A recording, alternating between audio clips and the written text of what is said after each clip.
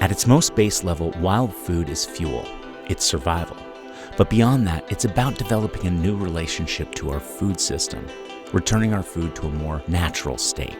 It's easy to see why chefs around the world are embracing this trend and treating these ingredients like works of art. My name is Kevin Chapp, and for me, wild foods aren't just a luxury, they're a way of life. As an environmentalist, educator, and professional forager, I know the best ingredients are still waiting to be discovered. You just need to know where to look.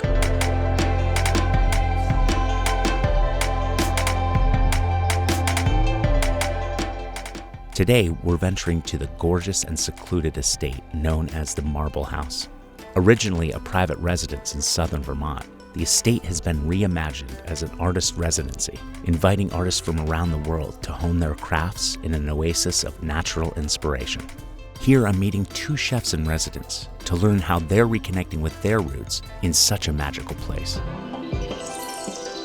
Hi, Kevin. Good to see you. See you. This is Marente van der Valk, coordinator of the food lab at the Jan van Eyck Academy in Maastricht, Netherlands. This morning, she's taking us through the garden, gathering fresh ingredients for the meal to come.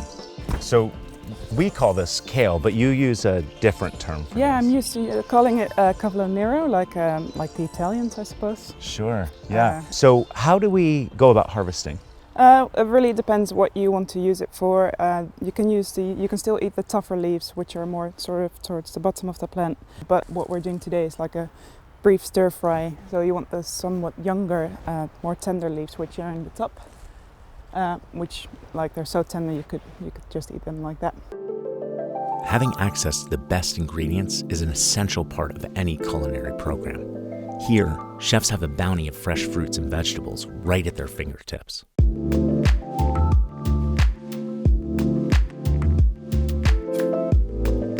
Oh wow, look at these. Yeah, they're gorgeous, aren't they? Beautiful, yeah. Golden raspberries. Oh my God, yeah, and they're perfect right now. Really, really sweet. After Marente and I finish gathering the veggies, squash, and fresh eggs she needs for her recipe, we take a stroll outside the garden in the hopes of foraging some wild foods to add to the meal. Oh, so look up here.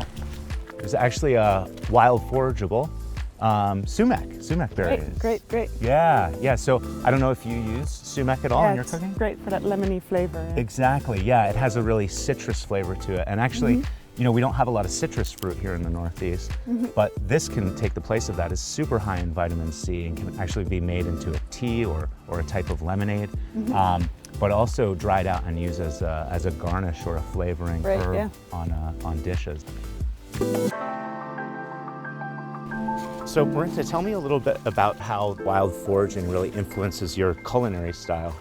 Well, for one, it's ingredients that you usually don't really have around you. As a chef working in a city, for instance, you work with the ingredients that are available to you as a chef. Being in nature and foraging like this is just such a luxury.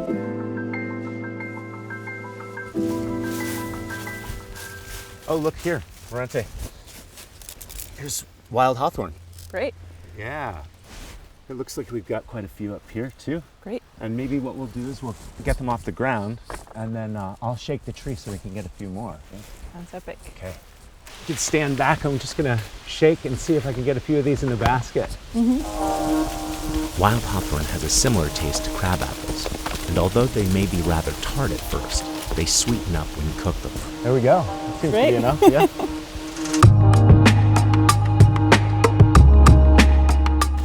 Another thing I like to do with these is actually mash them up into like almost an applesauce. You know, can be really nice as a garnish over protein, over meat and fish. Nice. Do you take out the seeds or? Yeah, I mean, once you start crushing them or macerating them, you actually can kind of separate a little bit by straining them through a sieve.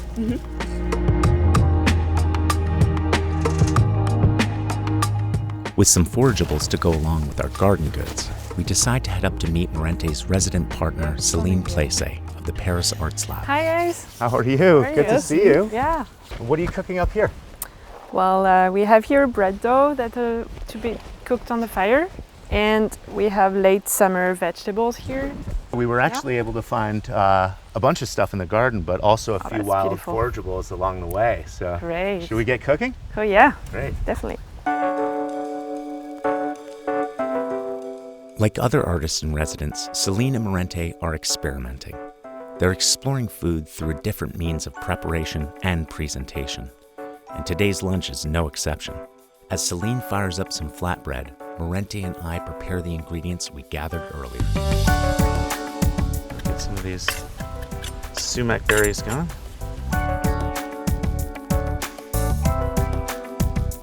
We top the flatbread with some wild sumac and hawthorn compote, goat cheese, and a little bit of fennel. Oh wow, that's really, really good. Yeah, the cheese just goes with that hawthorn so well.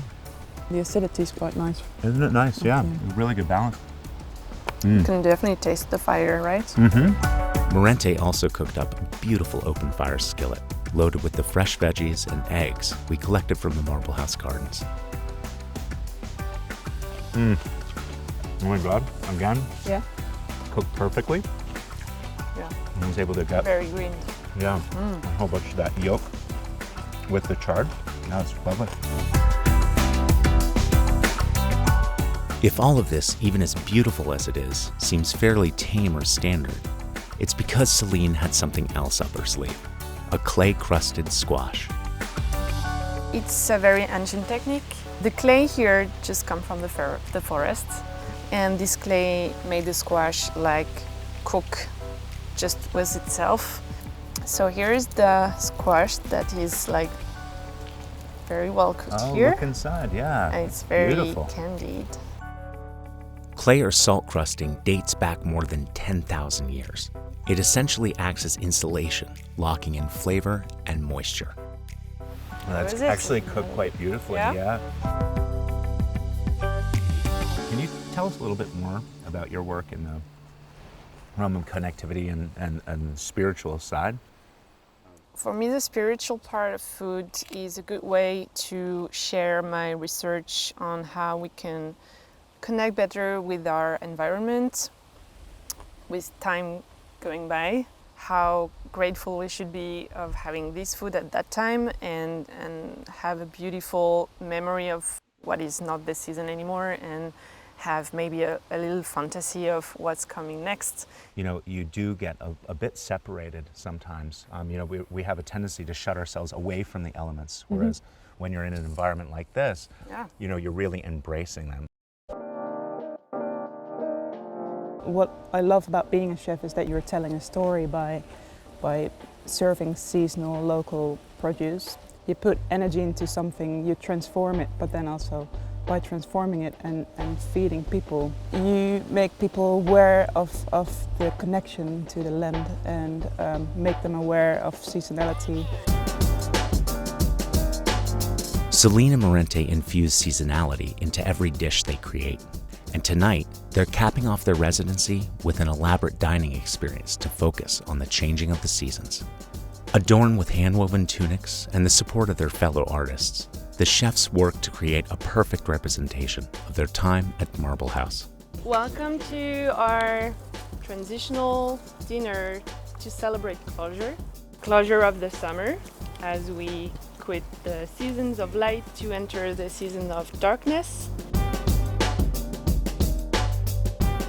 Through 7 courses, the chefs guide us through the closure of summer. It's a last hurrah, not just for the season, but for the end of their residency. Everything that you had was really from Marble House land. All this rich environment that surrounds us, it's full of stuff that we can enjoy in every season. In the short time that I've spent here, it's abundantly clear that the Marble House is a sanctuary. It's a place where artists have the freedom to embrace their surroundings in pursuit of a deeper understanding of their work.